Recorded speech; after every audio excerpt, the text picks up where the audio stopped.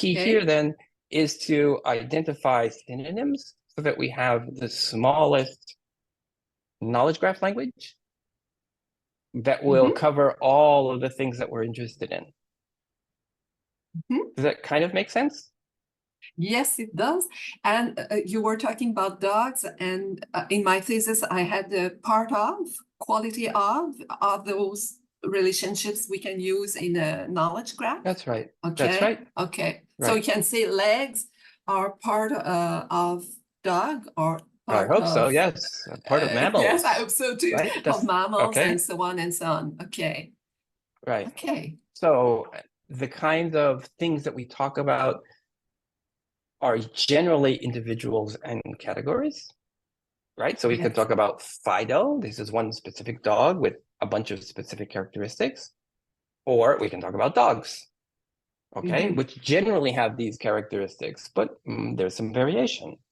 So they're kind of different sorts of definitions.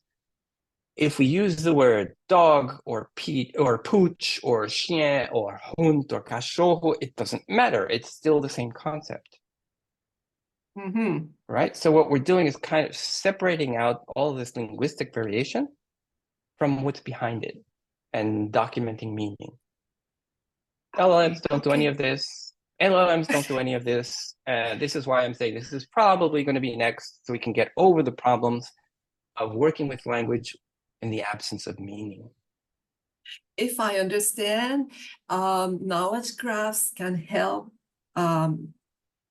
LLM to give a better result, better translation, avoid hallucinations with knowledge graphs. That's right. Okay.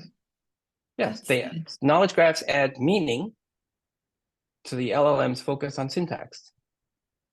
Okay. Okay, so it's a richer, more sophisticated view of language. Okay, you remember I asked you if you could answer this question, the following question: can knowledge graphs help generating translation of quality? Yes. Sure. With so LLM. I if should you're using LLMs, with LLM. Yes, LLMs if you're using with LLMs, knowledge then graphs. yes, right. So then the LLM can give you a probable sequence of tokens, but the knowledge graph can tell you whether that sequence of tokens makes sense. Okay. Okay. And the other question I ask you, can knowledge graphs give job to translators? The answer is yes, because they can help to make those knowledge graphs. Okay. That could be a part of could be part of the job of translators to work on knowledge graphs. It could. Okay. And there are a range of ways of doing it. I mean, one of the things we haven't talked about is perspective. So if we talk about the knowledge of a dog, about dogs, for example, the common characteristics of dogs are likely to be different in different places, or to speakers of different languages. Okay, in Brazil, for example, where people don't usually have dogs as pets.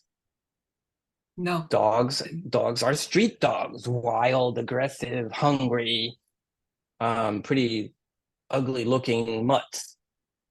Okay, that's a very different concept of dog from what you would get in California, for example, where people commonly have them as pets, spend money taking care of them. Many of them look just beautiful.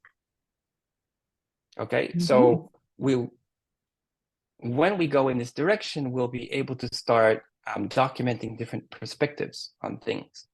The example I like to use is rice.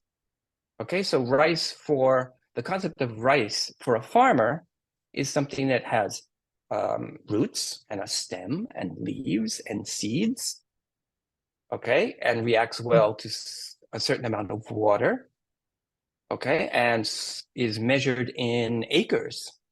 So if you ask a farmer how much rice do you have, he won't say 2 cups. He'll say 100 acres. So that's a very clear concept of rice. But if you ask the same thing of someone who's cooking, then the rice does not have leaves, I hope not, and does not have roots and does not have a stem. Okay, and in fact doesn't have, it's been processed so it doesn't have the covering or the germ. Okay, and it's been dried. But if you ask a cook, how much rice do you have? And they say, oh, I have a 5-kilo bag here. Mm-hmm. But both use the term rice for very different concepts. Mm-hmm. So one of the things that translators are going to have to help us with is tying down how the same concept can be very different in different places to avoid misunderstanding, right? So if you translate rice as riz, but you know the reader is a farmer, then you might use a different translation, right? If you know this, if you know it's a nutritionist, you might use it quite a different. Because for a nutritionist, rice is a source of, vitamin A or whatever it is. But for farmers don't know anything about what kind of vitamins are in rice. We have this variation in concepts that we need sophisticated linguistic skills and experience to be able to deal with and to document.